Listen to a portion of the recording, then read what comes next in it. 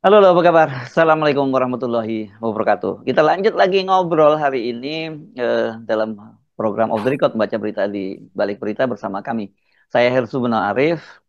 Dan saya Gebeta, bahagia sekali bertemu dengan teman-teman semua. Dan Mhm. kita akan gabungkan beberapa kejadian ya Mas Hersu ya. Iya, iya, iya, yang lagi rame ini kelihatannya musim panen untuk lembaga survei udah mulai tiba lagi nih, Mbak Agi, karena tiba-tiba banyak sekali bermunculan publikasi hasil survei yang surveinya itu menurut kita membagongkan, nggak masuk akal gitu ya.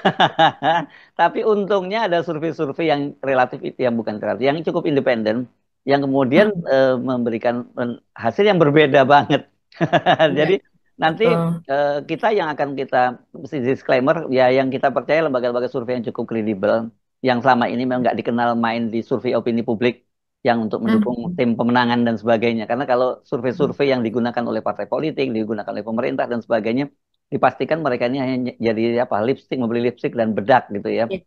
Dan tapi Untuk kenapa memframing ya. ya Mhm. framing, dan Mhm. konyolnya media kita juga dengan apa, selalu memberikan semacam itu tanpa memberi konteks gitu loh. Itu yang sering kita Betul. kita persoalkan. Saya nggak mau Mhm. menuduh ada permainan antara lembaga survei dengan media, tapi saya cuma menyatakan bahwa sering kali mereka kalau merilis berita itu ya polos saja, nggak diberi konteks gitu. Sehingga kan yang sampai kepada publik, yang publik nggak paham soal itu, mereka bisa terombang-ambing dengan berita itu atau tergiring opini publiknya gitu loh. Tergiring opininya oleh oleh lembaga-lembaga survei Iya. itu. Jadi kita cuma mengingatkan bahwa tidak semua lembaga survei seperti itu. Bari banyak lembaga survei, apalagi yang kemarin dipakai oleh Pak Jokowi, itu pasti dipastikan itu lembaga-lembaga survei yang memang menghamba kekuasaan dan mencari cuan aja gitu ya Mbak Agi. Iya, betul sekali. Kita akan bahas soal itu, bagaimana ada lembaga survei itu saling bertolak belakang, di mana di Mhm. sini kinerja pemerintahan Prabowo, yaitu kinerja para menteri yang ada di kabinetnya di satu lembaga survei, Mhm. itu memiliki kinerja terburuk dan dikatakan harus direshuffle, Mhm. tapi di tempat ada 10 ya, setidaknya ada 10 lah yang kita potret, walaupun itu sebetulnya ada urutannya begitu. Nah, terus kemudian di antara yang 10 ini malah menjadi salah satunya menjadi berkinerja terbaik di lembaga survei yang lain. Lah ini yang disurvei mana begitu kan? Mhm. Apakah yang disurvei di ya kita tahu di dalam kabinet itu kan ada ketua partai, ada orang-orang partai lah begitu. Apakah yang disurvei itu dari partainya sendiri ya tentu saja dia akan menjadi Oh, berkinerja maksudnya terbaik maksudnya gitu ya. respondennya gitu Mbak Agi. Iya betul Oh, responden yang disurvei kader gitu tersebut ya. gitu kan. Tapi ada satu lagi survei yang sangat menarik dan saya mau merekomendasikan layak untuk sangat dipertimbangkan untuk Anda simak, dan itu data-datanya ini survei dari LPMUI ya, dari Fakultas Mhm. Ekonomi dan Bisnis UI, yang memotret itu semester kedua pemerintahnya Prabowo. Dan surveinya ini bukan survei opini publik, Mbak Agi, survei kualitatif Mhm. dengan mewawancarai Iya. 64 orang ekonom, expert, Mhm. pelaku dunia usaha dan sebagainya. Dan ini yang Mhm. disurvei bukan hanya orang Indonesia. Jadi ada orang dari dia, para pakar, para praktisi dari Amerika, dari Inggris, dari Mhm. Belanda, dan dari Australia. Baru juga dirilis tanggal 20 kemarin surveinya, dan hari ini saya membahasnya di Hersuguno Point. Anda bisa Mhm. menontonnya di sana, tapi kalau kalau Anda lebih masih penasaran, PDF-nya itu beredar luas di media sosial. Mhm. Ini bukan, sekali lagi, ini bukan survei opini, tapi lebih pada ya, Mhm. bukan survei kuantitatif tapi survei kualitatif gitu. Iya, iya. Oke, dan yang lainnya kita akan ini lagi rame nih Mas Hersu.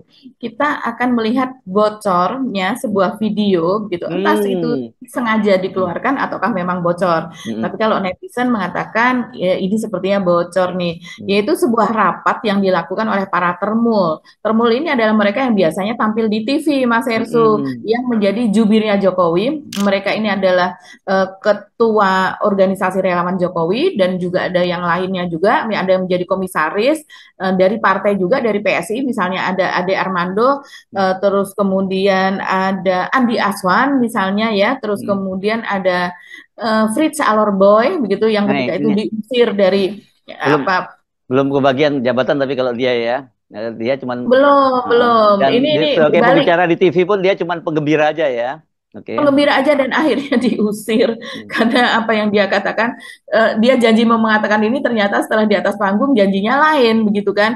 Dan dari panggung rakyat bersuara itu acara di iNews yang dipandu oleh Aiman, Hmm. dan mereka ini ternyata pada rapat tersebut ingin menyetop gitu ya acara tersebut, ingin membubarkan begitulah ya acara tersebut Hmm. gitu, Ini yaitu ILC yang dipandu oleh Bang Karni Ilyas dan juga rakyat bersuara tersebut. tapi itu Itu kan baru ramai baru usulan sih. kan, baru baru usulan baru PBB ini baru ya. usulan, Ya, dan tentu saja kalau seandainya apa menyetop atau apa bukan dengan cara yang ya saya buat rasa ya, buat Andi bukan cara Aswan dengan ya, menyerbu atau buat Andi apa. Aswan rugi dong. Gua lagi sering tampil di televisi dan ini bisa jadi nomor book bar book itu buat Pak Jokowi di itu stop ya kan gitu. Betul. Ini sih kalau yang ngomong kan Frita Alor, jadi dia memang tidak pernah ditampilkan di televisi, jadi buat dia itu Ya. buat nggak ada keuntungannya gitu. Tapi buat yang mereka sering tampil ya itu jangan dia bisa itu nomor barang barang bukti itu gitu. Store bos, gua udah bela ya di sini bos kan gitu.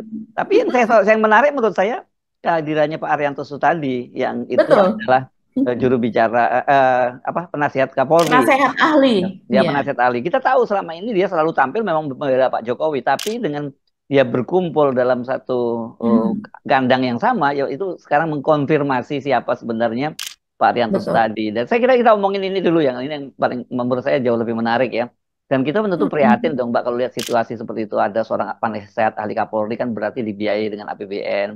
Kemudian ada orang betul. seperti Ade Armando yang dia komisaris di Hmm, PT PLN, wah itu gede loh perusahaan ini kan apanya besar, Mas, betul. apa Hmm, gajinya juga gede apalagi kalau ditambah tantiem hmm, kalau sebelum dipotong gitu ya kita nggak tahu apakah betul. itu sudah berjalan atau belum soal tantiem yang dipangkas atau belum atau nunggu ini kan akhir tahun ini akhir tahun Betul. ya bayar tantiem apakah nunggu akhir tahun dulu baru dipotong kan gitu ya terus ini Hmm. gimana orang-orang seperti ini di apa mereka dibayar oleh duit negara dibayar dengan pajak kita tapi kerjanya cuma menghamba pada Pak Jokowi kan itu kacau itu. Hmm. Iya, iya, iya, betul. Jadi seolah-olah negara membiayai relawannya Jokowi, membiayai Bukan jubirnya bukan Jokowi. seolah-olah, memang membiayai, Mbak. Memang betul. Iya, memang betul. Karena seperti Ade Armando, apa yang dia ketahui soal energi, apa yang dia ketahui soal PLN, begitu ya. Dan ini coba siapa saja, kalau saya lihat wajahnya ada Andi Aswan itu tadi yang sekarang kabarnya menjadi PLT Ketua Joman ya, karena ketuanya ini kan sedang dibui sekarang ini sih, Immanuel Ebenezer atau Noel. Dan kemudian di situ ada Arianto Sutadi, itu tadi ini Irjen ya, sebetulnya posisi yang pada saat pensiun ini sangat tinggi. Irjen Purnawirawan Polisi Arianto Sutadi. Kalau tidak salah dulu pernah menjadi Kapolda Sulawesi Tengah begitu ya. Dan apa jabatan-jabatan lainnya silakan teman-teman cari itu, kalau saya membacanya banyak sekali jabatan yang keren itu sebetulnya pernah dijabat oleh Arianto Sutadi, tapi kok berakhir hanya menjadi apa namanya, berakhir menjadi termul gitu ya. Terus kemudian juga ada Fritz Alorboy. Fritz Alorboy ini adalah dulu dia adalah pendukung beratnya Anies. Jadi sebelumnya dulu pada tahun 2017 itu pendukung Ahok, pendukung Pak Jokowi pada tahun 2019, kemudian pada 2023-2024 kemarin dia pendukung berat Anies, begitu. Tapi kemudian ya Anies tidak terpilih, dia kemudian menyeberang sekarang menjadi pendukungnya atau menjadi buzzer juga lah, karena dia ini juga suka menulis begitu ya. Dan kemudian yang lain-lainnya di situ ada lambang YouTuber Nusantara, dan saya lihat saya tidak hafal, tapi kalau melihat wajah-wajahnya itu memang wajah para YouTuber Nusantara. Jadi YouTuber Nusantara ini adalah kelompok relawan, mereka memiliki channel-channel sendiri, memiliki akun sendiri yang sangat aktif di YouTube begitu, apalagi di TikTok itu ada apa baik dalam bentuk panjang maupun hanya yang versi pendek begitu ya. YouTuber Nusantara ini sangat aktif dan mereka rutin bertemu dengan Jokowi, dan yang lainnya juga seperti Andi Aswan dan kawan-kawannya juga rutin bertemu dengan Jokowi. Begitu juga dengan Ade Armando itu tadi anggota PSI yang sekarang menjadi komisaris PLN. Dan jangan lupa Arianto Sutadi ini juga mendapatkan hadiah menjadi komisaris anak perusahaan PT PP Pembangunan Perumahan. Jadi anak Oh. perusahaan sudah bernama PT PP Properti, yaitu bergerak di bidang properti begitu. Dan dari sejak tahun 2020 sampai dengan 2025, kalau tidak salah dia dicopot dari jabatan komisaris itu bulan Mei 2025. Jadi mereka-mereka ini memang kalau kalau yang perform begitu ya, kemudian diangkat menjadi komisaris. Kalau yang tidak, ya relawannya ini kita pasti tahu lah dari mana ini berasal uangnya. Kalau bukan dari Jokowi, Gibran dari keluarga Solo begitu. Nah, coba kita dengarkan dulu ya Mas Hersu, videonya seperti apa supaya teman-teman bisa menilai. Saya menyarankan kalau bisa kita relawan itu tidak bermain di tingkat itu, tetapi merubah paradigma kita melihat masyarakat ini. Jangan dengan pendekatan politik kekuasaan. Itu kan mengarah sebetulnya itu. Relawan kita itu kan sebetulnya sudah mengarah ke sana. Pakai politik kesejahteraan. Tadi kan ada yang mengatakan bahwa kondisi masyarakat sekarang ini kan sebetulnya memang rentan sekali, Pak. Memang masyarakat kita ini kelihatan sekali miskin sekarang ini. Harus kita akui itu. Coba bapak-bapak jalan ke daerah-daerah. Luar biasa, Pak. Nah, maksud saya kita relawan ini kita coba merubah cara kita. Ya, merubah cara kita untuk meyakinkan masyarakat dengan pendekatan politik kesejahteraan. Yayasan 78 Foundation sudah memulai itu, Pak, kecil-kecilannya. Pengobatan gratis, kita bagi sembako pada hal-hal yang terbatas gitu ya. Tetapi kalau ini semua relawan melakukan itu, saya yakin akan ada perubahan paradigma masyarakat terhadap pemerintahan, terhadap Pak Jokowi dan lain-lain. Terima kasih. Mohon maaf jika ada hal-hal yang berlebihan. Terima kasih Pak Calvin. Lanjut. Agak jauh sebelah sini. Ya. Ya, Pak. Luar biasa nih, jauh-jauh dari Manado. Kirain masih bawa apa kue-kue itu dari Manado? Kue pukis ya. Oh. Baik. Untuk sesi yang terakhir, untuk sesi pertama yang terakhir, silakan. Baik, terima kasih Bang Andi. Salut Abang bisa masuk TV, semoga menginspirasi bagi yang lain agar bisa masuk TV juga. Assalamualaikum warahmatullahi wabarakatuh. Salam kenal, saya Fritz Alorboy. Kalau dikenal di media sosial, Fritz Alorboy. Saya juga pengacara dan wartawan. Jadi kalau sudah tampil dan kritis pasti bisa, karena memang saya wartawan. Saya mau bilang begini, pertama-tama saya mengucap terima kasih ke Bang Ade. Bang Ade itu guru saya di medsos. Ada Bang Denny, ada Bang Eko. 2020 saya belajar autodidak. Gimana sih saya bisa seperti Bang Ade? Penonton saya bisa banyak, lebih dari Abang. Ternyata tercapai ya Bang. Terima kasih banyak ilmu-ilmunya. Meskipun tidak secara langsung, tapi saya belajar dari YouTube. Saya belajar autodidak. Gimana sih Abang bisa pintar begini? Itu yang pertama. Yang kedua, Abang jujur saja Abang. Saya nyamper tiap malam, tiap hari di TikTok. Debat sampai pagi, jam 3 baru tidur, kadang jam 6 baru tidur.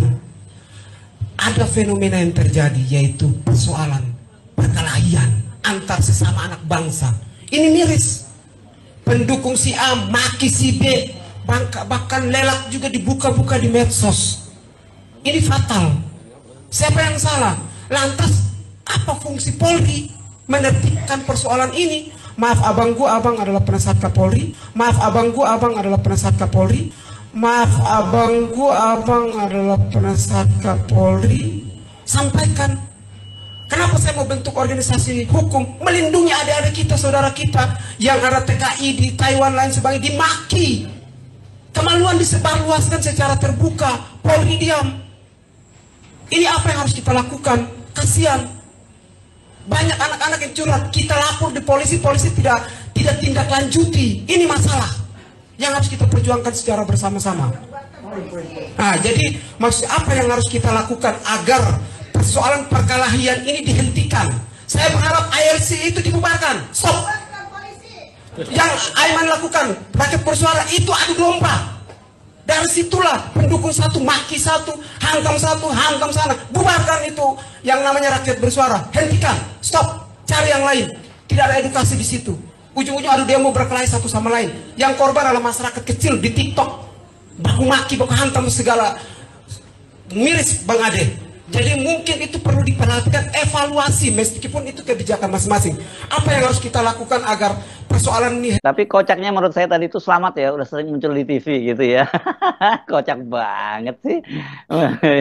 Ya, rupanya dia. Seperti kata Mas Hersu, seperti kata Mas Hersu, itu yang rame kemudian dirujak, dikuliti oleh netizen begitu ya. Setiap kali ada yang mengunggah video yang bocor ini, anggaplah itu bocor begitu, itu yang dirujak Arianto Sutadi. Padahal dia di situ tidak berbicara dalam rekaman itu. Saya rasa pasti berbicara lah ya, tapi dalam rekaman pendek itu tidak berbicara, tapi dia yang paling menjadi sorotan. Karena kalau yang lain kurang sudah paham posisinya di mana. Kalau ini kan antara iya dan tidak, dan ini adalah konfirmasinya atau validasinya bahwa dia memang termul begitu, Mas Hersu. Iyalah, kalau itu udah nggak bisa mengelak lagi gitu. Ngapain dia ikut kumpul di situ membahas strategi seperti itu gitu ya, Mbak Agi. Betul. Ini konsolidasi lah ya, ini konsolidasi ya. Ya, ini semacam konsolidasi, dan juga apalagi tadi saya tidak hafal juga yang berbicara di awal tadi Mas Hersu, yang seorang bapak-bapak, dia mengatakan bahwa kita terjun, kita bagikan bansos, bagikan apa kebutuhan pokok lah kurang lebih ya, beras dan lain-lain. Uangnya dari mana, Pak? Kalau dulu kan dulu ngambil APBN. Dulu ngambil APBN. Kalau ini berarti uangnya Jokowi unlimited dong. Iya, minta kalau dari komisaris kita dipotong untuk bantu bansos, sorry ya. Gitu ya. Iya betul. Jadi ini saya rasa, tapi kalau ada orang yang mengatakan demikian, dia tahulah kemampuan dari Jokowi, Mas Hersu. Dia tahu bagaimana kelompok ini mendapatkan berapa relawan gitu ya, bekerja untuk Jokowi dan bekerja untuk Gibran mendapatkan berapa, sehingga bisa diputar gitu menjadi bentuk bansos apa dan sebagainya begitu. Ini yang namanya pilpres, yang namanya pilkada, kalau pilkada yang ikut PSI ya, ini masih jauh aja sudah diancang-ancang dengan memberikan bansos apa dan lain-lain gitu. Walaupun kalau kita lihat misalnya pendukung yang lain juga ada yang memberikan itu, tapi setahu saya tidak dengan dibiayai begitu ya. Banyak yang masih tetap bergerak sendiri saja begitu, kembali kepada jati dirinya sendiri begitu. Apalagi seperti anak-anak muda yang dulu bergerak begitu. Nah, mereka lebih tahu lagi bagaimana memainkan media sosial, menghimpun dana dari masyarakat. Setiap kali ada kejadian atau musibah kemudian disalurkan gitu. Mereka juga bukan berbentuk relawan kan Mas Hersu, bukan seperti ini. Nah, tapi kita lanjutin ya Mbak Agi. Yang ternyata kan yang sudah boleh lanjut itu Gibran. Dia sebagai wakil presiden kan dia sudah mulai terus bergerak dan dia masih bisa memanfaatkan anggaran pemerintah Mbak Agi sebagai wakil presiden. Perjalanan dinasnya dia bisa dibiayai, termasuk pengawalannya. Kemudian bantuan-bantuan yang dia bagi-bagi itu kan duit negara juga, dan itu duit pajak kita yang dipakai untuk kampanye oleh Gibran. Ini kelihatan sekali ya, memang Gibran sudah disiapkan untuk itu ya Mbak Agi, dan kelihatannya Pak Jokowi sudah sampai pada satu kesimpulan, nggak mungkin kalau Gibran berdua dengan Pak Prabowo. Jadi mereka harus maju sendiri. Itu saya kira itu sekarang yang sekarang skenario yang sedang mereka jalankan. Ya, mereka tentunya memiliki plan A, plan B, skenario 1, skenario 2, 3, 4, 5, dan sebagainya. Pasti ada seperti itu, Mas Hersu. Kalau ini sudah ini, kemudian PSI ini kan kemarin seperti misalnya Kaisang yang ingin menjadi gubernur terhalang karena dia belum 30 tahun. Nanti pada 2029 dia sudah 30 tahun, Mas Hersu. Bagaimana bisa memunculkan Kaisang? Pasti juga ada untuk mendukung Gibran tentunya ya, memunculkan Bobi begitu, untuk Bobi tetap menjabat di situ ataukah lebih tinggi lagi. Nah, itu pasti sudah ada skenario-nya. Tapi kita coba ini supaya teman-teman lebih tahu ya, tadi Mas Hersu mengatakan soal Arianto Sutadi. Jadi Arianto Sutadi ini kalau seandainya dia masih menjadi jubirnya Jokowi lah, masih tampil di televisi begitu, ini ada orang yang Mas Hersu memalsukan LHKPN-nya ya, orang yang bohong begitu. Jadi rekam jejaknya ini memang buruk. Rekam jejak seperti ini tapi kok bisa diangkat oleh Jokowi menjadi komisaris begitu. Nah, ini coba kita lihat, dia itu pada tahun 2011 dia ikut mendaftar untuk menjadi pimpinan KPK, dan di DPR ketika itu dia tidak lolos begitu Mas Hersu karena dia memasukkan LHKPN itu. Dan dia ketahuan dan ditanya ketika itu di Komisi 3 ya. Dia ditanya oleh Indra, seorang anggota Komisi 3, bahwa ada perbedaan total harta dalam LHKPN dengan hasil penelusuran KPK. Nah, dia mau masuk ke KPK menjadi pimpinannya, tapi tidak jujur, dan itu ditelusuri kan semua calon pimpinan KPK oleh KPK sendiri. Dia Selain itu juga itu tahun 2010 itu sebelumnya ketika dia menjadi pejabat itu kan dia sesudah pensiun baru dia daftar. Sebelumnya ketika dia masih menjadi pejabat di kepolisian tahun 2001 sampai 2009 dia tidak melaporkan LHKPN-nya. Jadi kosong. Jadi ini orang memang bermasalah saya rasa. Dan dalam LHKPN yang dibuat di panitia seleksi Capim, Arianto mengaku memiliki harta hanya sekitar 5 miliar. Tapi berdasarkan hasil penelusuran KPK, total hartanya ternyata 8,5 miliar. Itu yang diketahui ya. Dan dia mengatakan bahwa dia memanipulasi data dan dia tahu bahwa itu adalah pelanggaran hukum. Luar biasa di depan DR mengatakan seperti itu. Dan setelah itu, tapi kalau kejahatan yang kayak gitu ditindak, kata dia nih ya, yang menindak pun kewalahan karena semua melakukan. Waktu itu belum jelas apabila salah mengisi, apakah dituduh pemalsuan data, kata dia. Sampai sekarang juga tidak ada satupun kasus pemalsuan LHKPN yang diangkat sampai pengadilan. Secara hukum memang iya, salah, kata dia. Jadi hukum begitulah, ada yang bisa ditegakkan, ada yang tidak bisa ditegakkan karena kondisi.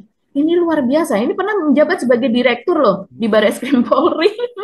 Jadi itu saja catatannya soal Pak Arianto yang perlu kita tambahkan, yang kemudian tidak bisa menjadi pimpinan KPK malah menjadi komisaris. Ini duitnya juga gede. Saya juga telusuri itu berapa gajinya ketika menjabat sebagai komisaris. Kurang lebih kan memang ada disebutkan apa gaji-gaji komisaris di BUMN. Nah ini yang menarik tadi Mas Hersu bilang soal Gibran ya Mas Hersu ya.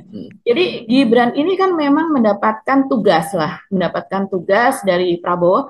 Saya rasa sesuai dengan kompetensinya begitu, dia bisa apa gitu. Kalau disuruh yang soal ngitung kebijakan apa dan sebagainya jarang dilibatkan kan. Pada saat reshuffle kabinet juga pernah dia tahu-tahu tapi sudah last minute, seperti artinya tidak diajak berbicara. Tapi dia tetap ini Mas Hersu, dia tetap mengumpulkan relawan. Nah ini yang menarik.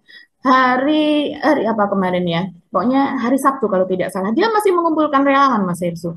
Dan kemudian di Jakarta ya, dan kemudian di situ dia berbicara cukup ya sekitar setengah jam lebih lah begitu. Siapa ngomong setengah jam? Gibran. Yang bener Mbak, jangan hoax ini. Masa Gibran ngomong setengah jam, yang bener aja.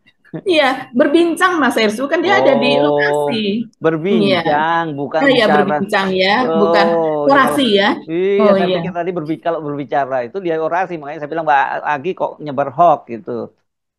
Nggak boleh nih Gibran berorasi. Iya. Jadi di situ kalau kita lihat nih dari tempo laporannya, memang betul kata Mas Hersu dia berbicara hanya sekitar 5 menit. Sudah itu kan ngobrol-ngobrol saja. Bagus tuh 5 menit pun juga gitu. Sudah bagus itu ya. Sudah bagus gitu. Iya, itu sudah rekor ya 5 menit. Dan kemudian kelompok relawan itu yang hadir di sini ada Gatot Kaca Prabowo Gibran, tim 8 Prabowo Gibran, Jaringan 98 Barat JP dan Gempita. Dan kepada mereka ini dia berpesan supaya mengawal program-program pemerintah di daerah. Dia sebutkanlah di situ seperti MBG, Sekolah Rakyat, apa dan sebagainya gitu ya. Itu template banget ya ngomongnya itu selalu begitu. Sangat Mas Hersu. Coba Mas Hersu perhatikan. Kalau ada di daerah dan kemudian dia bicara itu kalimatnya tuh mirip-mirip antara idenya mirip-mirip gitu. Jadi padahal setiap daerah kan masalahnya berbeda-beda. Tapi apa yang dia katakan itu mirip-mirip. Jadi memang template-nya seperti Mas Hersu menyebut template yang itu memang benar. Jadi kalau di Tempo menyoroti bahwa Prabowo ini menugasi Gibran mengawal program pemerintah pusat di daerah. Jadi mengawalnya seperti apa? Dengan mendatangi dan kemudian melihat masing-masing. Dan itulah yang dia tugaskan kepada relawan ketika dia berbicara 5 menit tadi, supaya mengawal program di daerah. Relawan bisa mengawal program secara apa, Mas Hersu? Coba. Mengawalnya secara menjadi buzzer di media sosial gitu. Makanya kalau seandainya ada orang mempermasalahkan MBG gitu, mempermasalahkan Sekolah Rakyat atau program-program yang di daerah lah, program pusat ya, bukan program daerahnya. Kalau program daerah jelek seperti apa, sepertinya tidak menjadi masalah. Tapi program pusat di daerah itu dikawal oleh para relawannya Gibran yang rata-rata juga aktif di media sosial ini. Dan dia tidak dilibatkan dalam rapat-rapat strategis, dan kehadiran Wapres Gibran di lapangan sekedar validasi untuk memonitor program. Gitu. Ya, kan saya lagi mikir ya waktu Mbak Agi menceritakan bagaimana Gibran ketemu relawan dan sebagainya. kan tidak semua relawan itu dapat posisi ya, tidak semua Ya. dapat komisaris, tidak semua dapat tentu jadi buzzer yang dibayar. Nah, yang nggak dapat apa-apa itu apa yang dipikirkannya ya, dia kemudian loyal pada orang seperti Gibran itu saya lagi pikir aja dari tadi itu. Mas Esu masih ingat berbagai apa namanya survei begitu yang menyatakan bahwa relawan Jokowi gitu atau pendukung Jokowi itu memang pendidikannya rendah. Jadi mereka SMP saja sudah bagus begitu. Dan ketika 2024 pun ada pernyataan kan dari Ridwan Kamil kalau di Jawa Barat ya itu memang mereka pendidikannya rendah ya rata-rata SMP begitu ya. Yang artinya kalau sudah SMA mereka sudah dapat berpikir lebih baik apalagi sudah berkuliah, memiliki apa pekerjaan yang lebih baik apa dan sebagainya, mereka dapat mengakses internet, mereka dapat berdiskusi dan ketika membuka YouTube, membuka apa berita begitu ya, atau bukan membuka berita, membuka internet, pilihannya adalah berita. Sementara kalau yang berpendidikan rendah, ini maaf ya teman-teman, bukan berarti merendahkan, bukan, tapi kenyataannya berdasarkan data memang demikian. Yang berpendidikan rendah kebanyakan mereka melihatnya yang joget-joget, yang ini tidak selalu joget-joget gas-gas di masa kampanye Prabowo ya, tapi kan memang trennya seperti itu Mas Hersu di TikTok apa itu yang disukai seperti itu tuh. Terus kemudian meter banget itu soal skincare, makanya Gibran membagikan skincare karena itu memang konten-konten skincare. Padahal yang membuat konten tersebut itu juga bukan belum tentu artis atau siapa yang dikenal, itu selalu ramai Mas Hersu. Jadi itulah kenapa mereka juga mau pakai influencer apa dan itu kan strategi karena suara mereka yang tidak sekolah dengan suara profesor di Indonesia itu sama gitu. Jadi mereka sebenarnya cerdas lah mereka melihat segmennya ya dan mengeksploitasi segmen itu cerdas ya gitu. Tapi kan sebenarnya tugas seorang leader itu harusnya bagaimana meningkatkan satu kecerdasan rakyatnya, kedua juga meningkatkan kesejahteraan rakyatnya. Kalau ini kelihatannya sengaja dipelihara malahan ya, justru karena dengan cara seperti itu mereka bisa terus mengeksploitasi. Tapi kenapa kemudian mereka mikir kenapa Gibran ya kalau sama-sama nggak cerdas, kenapa nggak gua aja yang jadi wakil presidennya gitu? Iya memang lo anaknya Jokowi gitu kan dan punya paman di MK. Ya. Oke, Mbak Agi, masih ada soal Gibran atau kita pindah ke topik yang lain? Iya ya, ini topik yang lain tapi masih soal Gibran juga Mas Hersu. Apa itu? Iya, ini perlu kita singgung juga ya bagaimana Gibran memanggil Purbaya. Jadi ini menarik. Manggil Purbaya, terus oke? Iya, Gibran memanggil Purbaya dan cukup ramai kalau di media sosial. Aduh, mohon maaf ya. Saya membaca komentar-komentarnya itu nakal-nakal banget itu netizen Mas Hersu. Coba saya buka ya. Jadi saya sudah simpan linknya salah satunya gitu misalnya. Ada di Busko ya. Dia menjelaskan itu judulnya Gibran panggil Purbaya bahas keluhan Pemda soal dana transfer dipangkas. Jadi karena mendapatkan penugasan untuk datang-datang ke daerah dan untuk melihat program apakah berjalan atau tidak begitu memotret programnya Prabowo begitu kan. Jadi akhirnya mereka pun bertemu dengan pimpinan daerah baik itu gubernur, bupati, wali kota dan sebagainya, ketemu Bobi misalnya. Bobi juga minta supaya dana transfer ke daerah yang dipangkas itu supaya dikembalikan gitu, dinaikkan atau setidaknya ditambah gitu TKD-nya. Begitu juga dengan ada gubernur, wali kota dan yang lain, dan itu disampaikan kepada Gibran. Gibran kan biasanya kalau yang saya lihat di YouTube-nya dia menjawab dengan dia nanti akan saya sampaikan, nanti akan saya bicarakan begitu. Atau jadi jangan tanya saya kan tidak tahu kan gitu. Iya, dia tidak bisa menjawab dan inilah hasilnya dia memanggil Purbaya begitu. Tapi orang juga melihat bahwa ini jangan Pak Purbaya begitu ya, kalau seandainya itu diberikan nanti jadi berjasa nih Gibran itu akan dipakai sebagai salah satu propaganda untuk 2029 begitu kan.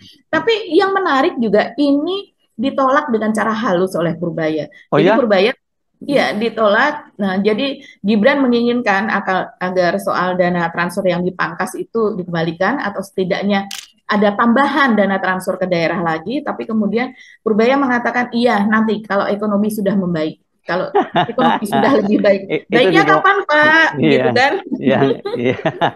Diplomatis juga ya. Iya, dan itu menarik. Dan apa kata netizen misalnya seperti ini. Seorang S3 dipanggil S-Doger. Ini nakal banget ini. Kacau Sambil betul. bercanda dia, saya rasa ya. Nggak kebayang gimana suasana ruangannya ya, pas dikasih penjelasan hitung-hitungan sama Pak Purbaya. Mungkin dia masih ingat ya, ada teman Gibran di medsos begitu yang menceritakan ketika itu dia sudah kelas 2 SD kalau tidak salah, kemudian ditanya Gibran hitung-hitungan berapa tambah berapa begitu, masih di bawah angka 10 dan ternyata Gibran salah menjawab. Ditanya oleh gurunya, Gibran salah menjawab padahal sudah kelas 2 SD gitu. Biasanya 2 tambah 2, 4 tambah 4 kan seperti itu ya.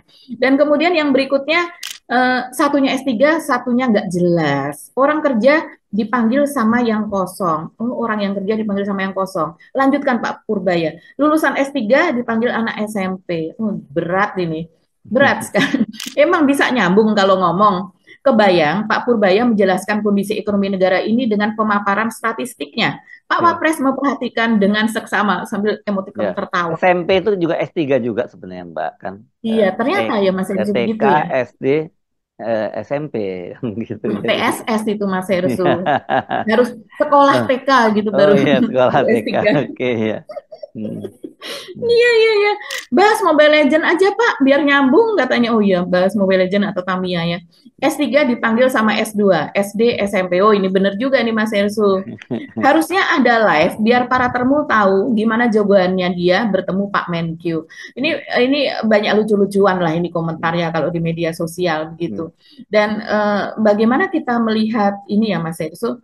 Apa alasan dari Purbaya ketika itu kemudian kemarin juga ada acara ya Pak Purbaya ini mengenai soal inflasi di daerah lah, acaranya ini bersama dengan Tito Karnavian dengan Mendagri, ini acara rutin untuk memotret inflasi di daerah, dan di situ dia juga mengatakan Purbaya bahwa salah satu alasan kenapa dia tidak mengucurkan begitu TKD lebih banyak ke daerah, dan ternyata juga Pak Prabowo sendiri yang tidak menginginkan dinaikkannya TKD tersebut. Jadi ya firm ya. Jadi kita lihat berarti apa yang dikatakan oleh Pak Purbaya bahwa dia kalau soal anggaran, soal apa dan sebagainya, dia konfirmasinya ke Prabowo. Kalau seandainya Prabowo tidak, ya dia mengatakan tidak. Artinya apa yang dikatakan oleh Purbaya, kita bisa lihat itu adalah suara dari Pak Prabowo juga begitu Mas Ersu.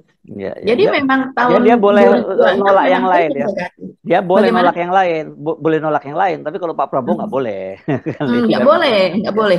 Bahkan Gibran pun juga dia jawab saja dengan enteng begitu kan, tidak menjadi masalah. Ini yang ada di saya lihat ini oleh Kompas nih ya, Kompas. Kalau tidak, oh ya ini oleh Kompas pun juga rame. Oh oleh Okezone. Ini juga rame. Jadi setiap kali unggahan soal Gibran dengan Purbaya ini rame sekali. Emang Wapres ngerti? Ditanya yang simpel aja nggak bisa jawab, tetap semangat Pak Menteri dan nggak usah takut. Atasan Bapak adalah Presiden, bukan Wapres. Wah ini menyamakan. Jadi setiap kali itu semangatnya emang luar biasa seperti ini. Lulusan SMP manggil lulusan S3 keren juga. Jangan salah bro, dia lulusan dari S-Doger, S-Teler, terakhir dagang martabak. Ini berat ini loh Gibran dengan pendidikan yang sekarang ini gitu. Iya. Oke Mbak Agi, saya kira yang tadi soal survei Anda bisa baca sendiri aja lah ya Mbak Agi ya. Nanti iya benar. Terlalu panjang nanti kalau terlalu kita panjang kita ya. obrolin, tapi ngomong ini aja nggak ada habis-habisnya ya Mbak Agi. Betul. Oke, kita ketemu lagi insya Allah di kesempatan yang lain dengan topik yang juga berbeda. Dan mohon maaf ya kalau ternyata masih walaupun kita udah lari sana lari sini ketemu lagi sama keluarganya Jokowi tadi juga gitu. Tadi yang kita omongin bukan Pak Jokowi loh, yang kita omongin ternaknya loh ya, bukan Pak Jokowi. Iya, dan betul. ternaknya bukan ternak Pak Mulyono. Dikit doang. Iya, ternaknya Pak Mulyono bukan Pak Jokowi juga. Oke, sampai ketemu lagi. Kami mohon pamit. Saya Arsu Arif. Dan saya Gebeta. Terima kasih teman-teman.